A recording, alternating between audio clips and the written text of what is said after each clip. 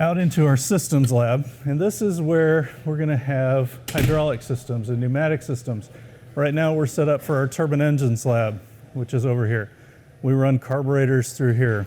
Let me just kind of walk through, and you can see students are working on different projects. Right now, this is aircraft systems lab, and they are working on building hoses and working on hydraulic systems, actuators, pneumatic systems. Everybody's saying hi.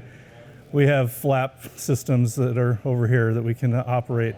We can retract the gear as we need to.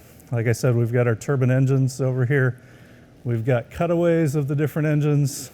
For instance, our PT6, we've got cutaways so you can actually see the inside of the engine and how things function as it's operating in a real world environment.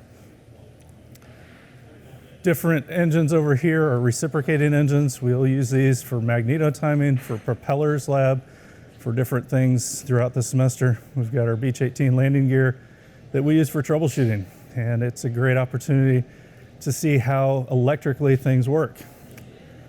We've got our cutaway over here of our J33. This is a turbojet engine. And so this is a great example of an early turbojet engine. And so again, students can look and see what goes on. We've got inlet, we've got the compression, we've got combustion, we've got the exhaust. So all the cycles going through the engine as well.